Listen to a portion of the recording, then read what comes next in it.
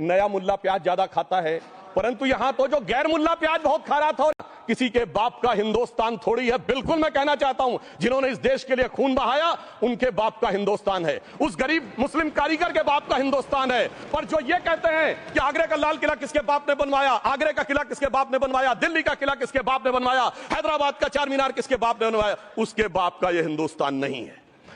तू कैसा मुसलमान है जो जिंदा बाप को पानी के लिए तरसा रहा है? तुझसे तो आफरीन 100 बार उन हिंदुओं को है जो पितृपक्ष में मरे हुए बाप को भी पानी देते हैं।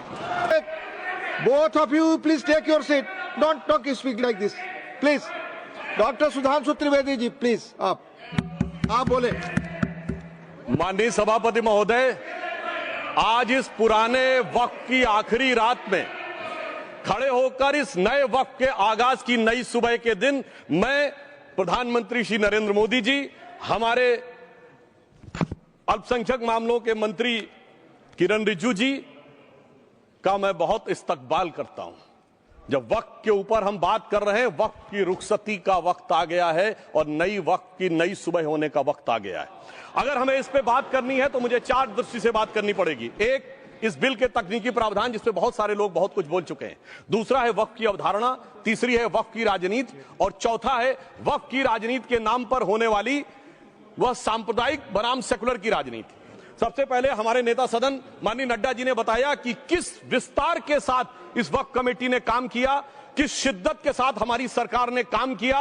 और चाहे वक्त कमेटी के जेपीसी के चेयरमैन हमारे उस सदन के सदस्य जगदम्बिका पाल जी रहे हो, हमारे मंत्री जी रहे हो, सबने जिस शिद्दत से काम किया है, तो उनके लिए मैं माननीय प्रधानमंत्री जी अपनी सरकार की तरफ से कहना चाहता हूं कि उन्होंने एक इबादत के भाव से काम किया है। तो मैं कहना चाहता हूं, इबादतों की तरह मैं ये काम करता हूं, अपने फर्ज को झुककर सलाम करता हूं, फिर भी आप खिलाफत कर रहे हैं तो तेरी मुखालफत से निखरती है शख्सियत मेरी। मैं सियासी दुश्मनों का भी बहुत एहतराम करता हूं। तो इस एहतराम के साथ मैं अब आगे का प्याम शुरू करता हूं और मैं ये बताना चाहता हूं कि एक बड़ी सिंपल सी बात है जो अभी माननीय नड्डा जी ने भी कहा। दुनिया के तमाम मुस्लिम देश बता दिए, इस्लाम की धर्म स्थली सऊदी अरब, सबसे बड़ा मुस्लिम देश इंडोनेशिया, जहां खलीफत रही वहां टर्की, और जहां आईएसआईएस का इलाका वहां इराक और सीरिया, वहां कहीं भी कुछ भी नहीं है ऐसा, फिर भी हमारे यहां क्यों है कैसा? तो मैं कहना चाहूंगा सभापति महोदय, एक हिंदी में कहावत होती है, नया मुल्ला प्याज ज्यादा खाता है, परंतु यहां तो जो गैर मुल्ला प्याज बहुत खा रहा था और इतना खा रहा था कि आंसू निकल रहे थे गरीब मुसलमान के भी और देश के भी। इसलिए मैं कहना चाहता हूं सभापति महोदय, अगर छोड़ दीजिए भारत की बात करिए, तो क्या ऐसी कोई शक्ति सिखों के पास है, ईसाइयों के पास है, यहूदियों के पास है, पारसियों के पास है? नहीं है। छोड़ दीजिए, इस्लाम के अंदर आइए। अगर इतना भाईचारा है तो ये सुन्नी वक्फ बोर्ड और शिया वक्फ बोर्ड अलग क्यों है मेरे भाई? जमीन पे एक दूसरे पे एतबार नहीं है, सिर्फ सियासत के लिए साथ में आने की बात है। ये भी जरा सोचने की बात है। और जो अकलियतों में भी अकलियत है, आगा खानी है, बाकी है, जो बोहरा है, उनकी तो कोई गिनती नहीं है। हमारी सरकार ने पहली बार मुस्लिम समाज के अंदर भी ईमानदारी से सबको समान प्रतिनिधित्व देते हुए एक नई सुबह के नए वक्त का आगाज किया है। इसके लिए मैं सरकार को बधाई देना चाहता हूं। और सिर्फ ऐसा ही नहीं है, मुस्लिम समाज के अनेक लोग इस प्रकार के नियमों से बहुत प्रभावित हुए और बहुत प्रताड़ित हुए, जिसके अनेक उदाहरण बहुत लोगों ने बताए होंगे। मोहम्मडन एजुकेशन सोसाइटी कोल्हापुर का केस है, ईदगाह मैदान हुबली का केस है, जिसपर सुप्रीम कोर्ट ने साफ साफ उसको हुबली धारवाड़ म्युनिसिपल कॉर्पोरेशन को वापस कर दिया। अनीसा अयाशा वर्सेस तमिलनाडु वक्फ बोर्ड का केस है, तेलंगाना स्टेट वर्सेस मोहम्मद मुजफ्फर का केस है, हिमाचल प्रदेश वक्फ बोर्ड वर्सेस ख्वाजा खलीलुल्लाह का केस है, और सभापति महोदय ताजमहल पर भी दावा कर दिया गया। अब तो मैं पूछना चाहता हूं, सुप्रीम कोर्ट ने अपने जजमेंट में कहा कि भाई शाहजहां के जमाने का लिखा फरमान लेके आइए, तब हम मानेंगे कि इस पे कोई दावा है या नहीं। आप सोचिए कि अगर ये वक्त का कानून इसी ढंग से चला होता तो क्या होता। अभी हमारे जॉन ब्रिटास जी और मनोज झा जी ने बहुत सारी बातें बोली थी, एक प्यास की बात बोली थी, उन्होंने उड़ीसा के ग्राहम स्टोन्स का जिक्र किया था, तो उसमें तो कांग्रेस की सरकार सीबीआई की इंक्वायरी नहीं कर पाई थी। मगर जब ताजमहल का उल्लेख आता है सभापति महोदय, तो एक प्यास मुझे याद आ जाती है। जब शाहजहां जेल में था और दूर से उस ताजमहल को देखता था और उसे सिर्फ एक सुराही पानी मिलता था और उसने औरंगजेब से कहा एक सुराही पानी और भिजवा दो, तो जानते उसने मना कर दिया। तो दुखी होकर शाहजहां ने फारसी में लिखा, ए पिसर तू अजब मुसलमानी, जे पिदरे जिंदा आप तरसानी, आफरीन हिंदुआन सदबार जे देहंद पिदरावा मुर्दा देवम आप। मतलब तू कैसा मुसलमान है जो जिंदा बाप को पानी के लिए तरसा रहा है? तुझसे तो आफरीन 100 बार उन हिंदुओं को है जो पितृपक्ष में मरे हुए बाप को भी पानी देते हैं। और सभापति महोदय, मैं बताना चाहता हूं कि ये हमने ईमानदारी से मुस्लिम समाज के कल्याण के लिए बात की है,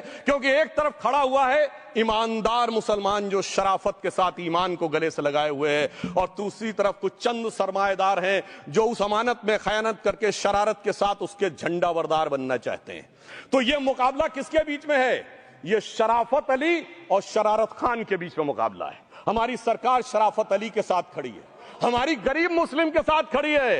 ये गरीबों गुर्बत वाले गुर्बत अली और सरमाएदारे वाले गाजी खान के बीच का इलाका है।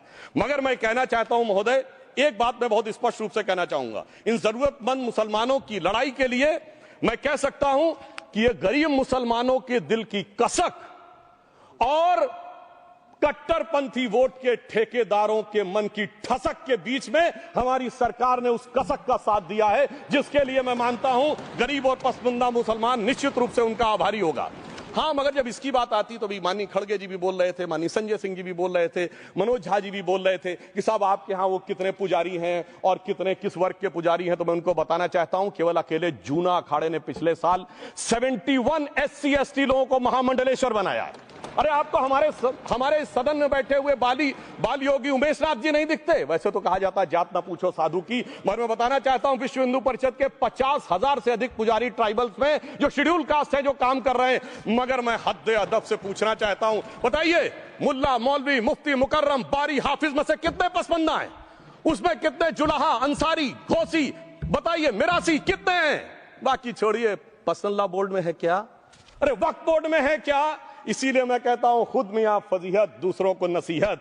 अगर ईमानदारी से बात करनी है तो उस पर आगे। मगर मैं एक बात और कहना चाहूंगा कि हमारी जो सरकार ने नाम दिया है, इसको उम्मीद नाम दिया है, और ये उम्मीद है किसके लिए? उस ईमानदार मुसलमान के लिए और देश के हर खास व आम के लिए ये उम्मीद है। मगर सभापति महोदय, कुछ लोग वो हैं जो उम्मा का ख्वाब पाले हुए थे। उम्मा शायद हमारे बहुत से लोग समझते हो ना समझते हो, पूरी एक एंटायर जो इस्लामिक खलीफत और राज होता है उसको उम्मा कहते हैं। उम्मीद वालों को तो उम्मीद की नई रोशनी दिख रही है, उम्मा वालों की उम्मीद पे पानी फिर रहा है। तो ये उम्मीद और उम्मा के बीच का भी मामला है। परंतु मैं ये भी कहना चाहूंगा सभापति महोदय, इसके बाद सिर्फ ऐसा ही नहीं था। प्रॉपर्टीज के ऊपर, तमाम सरकारी प्रॉपर्टीज पे, जिसमें बहुत डिटेल में हमारे साथी लोग गए, मैंने डिटेल में नहीं जाना चाहता। भोपाल का विषय है, हैदराबाद का विषय है, मुंबई का है, लखनऊ का है, पटना का है, बहुत प्रकार से है। माननीय लालू प्रसाद यादव जी का विषय जब बताया गया था तो बहुत ज्यादा हमारे मनोज झा जी बोल रहे थे, तो अब मैं उसके डिटेल में नहीं जाना चाहता हूं। सबने वो वीडियो देखा है। बस एक लाइन में उनके लिए कहना चाहूंगा, वो कुछ भी बोल रहे हैं, जिसे कहते हैं बिगड़ी बात बने नहीं, लाख करो किनकोए, रहीमन बिगड़े दूध को मथे न माखन होए। अब जो बोलना था वो बोल चुके, सबके सामने वो आ चुका। अब एक बात और है, दूसरे धर्म स्थलों के बारे में विषय आता है, तो मैं याद दिलाना चाहता हूं, केरला के कैथोलिक चर्च ने 31 मार्च 2025 को जो लिखा, सिर्फ उसकी लास्ट की 2 लाइन बोलना चाहता हूं।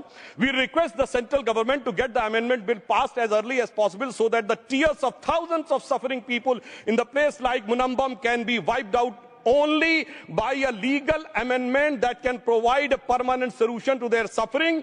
We urge all the MPs from opposition party to support the bill so that the historic legislation can become unanimous.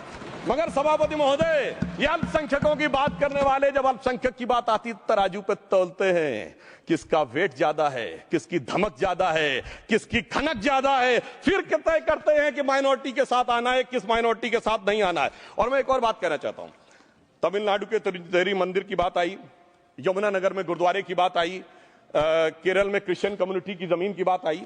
बहुत सारे लोग प्लेसेस ऑफ वर्शिप की एक्ट की बात करते हैं, तो as per places of worship act Tamil Nadu का मंदिर का तो स्टेटस नहीं चेंज हो सकता भाई। 15 अगस्त 47 के बाद किसी प्लेस ऑफ वर्शिप का स्टेटस नहीं चेंज हो सकता, तो वक्फ बोर्ड को क्लेम फॉरफिट कर देना चाहिए, because it is in contrast to the places of worship act.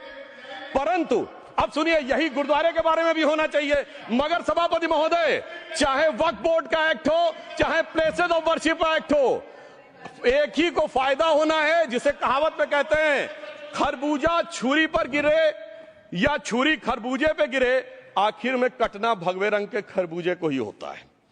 अब मैं यह भी बताना चाहता हूं कि इन संपत्तियों के द्वारा जो कुछ हुआ उन्होंने इतनी चीजों को लिया है, इतनी चीजों को लिया है।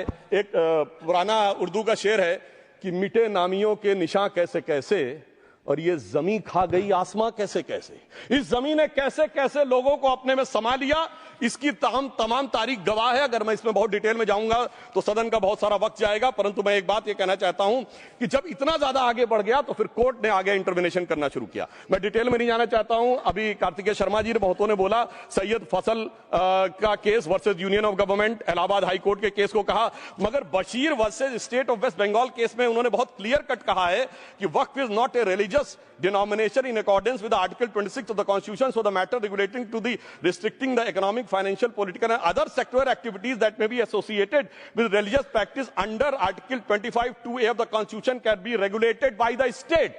तो मुझे लगता है अब इसके बाद कोई किंतु परंतु का स्कोप नहीं रह जाना चाहिए। परंतु उसके बाद भी सभापति महोदय जो कानून को न माने, जो कहे संविधान को नहीं मानेंगे, और जो ये कहे कि साहब अदालत के आदेश को भी नहीं मानेंगे, तो फिर इसका मतलब उसके मन में तो एक ऐसी बादशाही आ गई है। इसके लिए मुझे सभापति महोदय वो पुरानी वाली फिल्म अगर लोगों को याद हो तो मुगले आजम का वो सीन याद आता है कि जब अकबर ने अनारकली को कैद कर लिया तो सलीम कहता है जब्त मैं करूं जिसकी की जमीन वीरान हो गई है, जब्त वो न करे जिनके सिर्फ शौ के बाद चाहत को ठेस पहुंची है। ये जिल्ले इलाही की बादशाही नहीं बल्कि खुदाई है। मैं कहना चाहता हूं जो संविधान को न माने, कानून का न माने, इसका मतलब वो अपनी खुदाई में जी रहा है।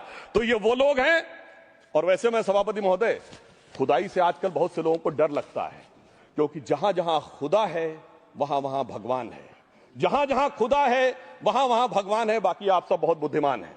अब मैं ये भी बात कहना चाहता हूं, और वैसे आखिर में उस अनारकली को कैद से छुड़ाने के लिए सलीम का एक हिंदू साथी दुर्जन सिंह ही आया था। मैं कह सकता हूं कि वक्फ की इस मुकद्दस जमीन को अगर कैद करके रखा है तो उन चंद लोगों ने जिनके दिमाग आज भी उन चीजों में भरे हुए हैं कि कोई समझता हम तो किसी जमाने में हुक्मराने वक्त थे, कोई कहता हुजूर नवाब थे, कोई कहता बादशाह आलमगीर थे, कोई कहता है बादशाह गाजी जिंदा पीर थे। तो नदीमुल हक साहब ने जो बोला था ना, किसी के बाप का हिंदुस्तान थोड़ी है, बिल्कुल मैं कहना चाहता हूं जिन्होंने इस देश के लिए खून बहाया उनके बाप का हिंदुस्तान है, उस गरीब मुस्लिम कारीगर के बाप का हिंदुस्तान है। पर जो ये कहते हैं कि आगरे का लाल किला किसके बाप ने बनवाया, आगरे का किला किसके बाप ने बनवाया, दिल्ली का किला किसके बाप ने बनवाया, हैदराबाद का चार मीनार किसके बाप ने बनवाया, उसके बाप का यह हिंदुस्तान नहीं है। और उसके बाद भी जो आप करना चाहते हैं, अगर इस रास्ते में आप कांटे बिछाना चाहते हैं, तो उनके लिए एक लाइन कहना चाहता हूं सभापति महोदय, तेरी तमन्ना है पर हम खार न बोने देंगे, खार कांटों को कहते हैं, तेरी तमन्ना है पर हम खार न बोने देंगे, तुझे हम राह की दीवार न होने देंगे, तू सबको रौंद कर आगे जो निकलना चाहे हम तेरी इतनी भी रफ्तार न होने देंगे। और इसीलिए हमारी सरकार ने इस विषय के ऊपर एक सही और सटीक प्रयोग करने का प्रयास किया है। मैं दूसरी बात यह भी बताना चाहता हूं, हमारे डीएमके के तिरुचि शिवाजी ने अनायास अकारण यह बात बोली थी कि उस समय जब जिन्ना का उल्लेख करते हुए उन्होंने कहा कि पार्टीशन के समय, तो मैं उनके सुलभ संज्ञान के लिए बता देता हूं, 1946 की कॉन्स्टिट्यूएंट असेंबली में मद्रास प्रेसिडेंसी में 30 आउट ऑफ 30 सीट जो थी वो मुस्लिम लीग ने जीती थी विद 95% ऑफ वोट्स, और एक भी मुस्लिम वहां के बाद बाहर नहीं गया। इसलिए मैं ईमानदारी से कहना चाहता हूं, फैक्ट को समझिए। और जो मद्रास प्रेसिडेंसी के मुस्लिम लीग के अध्यक्ष थे और पीजे पोकर साहब बहादुर और मोहम्मद इस्माइल, वही बाद में इंडियन यूनियन मुस्लिम लीग के अध्यक्ष बने, और उन्होंने 28 अगस्त 1947 को सेपरेट इलेक्टोरेट मांगे, जो कोई जाके कॉन्स्टिट्यूएंट असेंबली की डिबेट में पार्लियामेंट किया। आप वेबसाइट पे पेज नंबर 270 पे जाके पढ़ लीजिएगा। सरदार पटेल ने बड़े गुस्से में इस बात को कहा, अब जो हो गया सो हो गया, एक रात में दिल नहीं बदल गया, मगर अब देश के लिए कैसे आगे बढ़ना है उसके लिए ईमानदारी से आगे आओ। और खैर मैं अंबेडकर जी और पटेल जी के बहुत सारे वो कोट कर सकता हूं, सारी बातों को छोड़िए, मगर अफसोस की बात यह है सर कि अभी मनोज झा जी ने बोला था हम में से कोई शक है, कोई हूण है और ये करिए। अरे भैया जमाने चले गए, अब जेनेटिक सीक्वेंसिंग का जमाना आ गया है। और जेनेटिक सीक्वेंसिंग ने क्या प्रूव किया है, दुनिया के सबसे बड़े मुस्लिम देश इंडोनेशिया के राष्ट्रपति आए थे और राष्ट्रपति भवन में उन्होंने डिनर के दौरान कहा कि few weeks back I got my genetic sequencing done and I was told that I am an Indian GDN. अरे साहब कहां गुलामी की मानसिकता में पड़े हुए हैं सभापति महोदय। और यहां गुलामी की मानसिकता इस कदर पैबस्त है लोगों के दिमागों में। किसी सदन के एक सदस्य यहां विराजमान है, वो उस समय महाराणा सांगा का उल्लेख कर दिए मैं ईमानदारी से कहता हूं, एक भी इंडियन सोर्स में इसका उल्लेख नहीं है। सारे के सारे फॉरेनर्स और लुटेरों के सोर्स में उल्लेख है। इसीलिए मैं कहता हूं, ये गुलामी के जिन्होंने गुलाम बनाया उनके सोर्सेस पे यकीन ना करिए। और वैसे थोड़ा सा आउट ऑफ कॉन्टेक्स्ट हो तो ये भी बोल दूं, हमारे सदन के बहुत सदस्यों को नहीं पता होगा, अलेक्जेंडर के आक्रमण का किसी भारतीय सोर्स में कोई उल्लेख नहीं है। पोरस नाम के किसी राजा का उल्लेख नहीं है, सिर्फ और सिर्फ ग्रीक में है। इसलिए गुलामी की मानसिकता से बाहर निकलिए, तब इन चीजों को आप सही ढंग से समझने में सफल होंगे। मेरा अब यह भी अनुरोध अपने सदस्यों के साथ है। वक्त की अवधारणा के बारे में बहुत कुछ बोला जा चुका है कि ये ओरिजिनली कहां से आया, पर मैं इतना कहना चाहूंगा, सबसे पहले वक्त का उल्लेख आता है जब ससनिड एम्पायर को खलीफा उमर ने कैप्चर किया, तो आज का जो सदर्न इराक है उसके इलाके को उन्होंने वक्फ डिक्लेयर किया और वो स्टेट के द्वारा कंट्रोल होता था। स्टेट के बारे में माननीय नड्डा जी ने अभी बताया कि बड़े बड़े देशों में किस ढंग से होता था। सर सैयद अहमद खान ने भी वक्फ को मूल इस्लाम का हिस्सा न मानते हुए इसके लिए मुजार शब्द कहा है, जो शरिया के अंतर्गत आता है, और इसी के लिए उन्होंने फतवा आलमगिरी को भी कोट किया था। और इसीलिए 1894 की जो प्रिवी काउंसिल का जजमेंट जो आया था वो वक्फ अल औलाद के खिलाफ आया था, मगर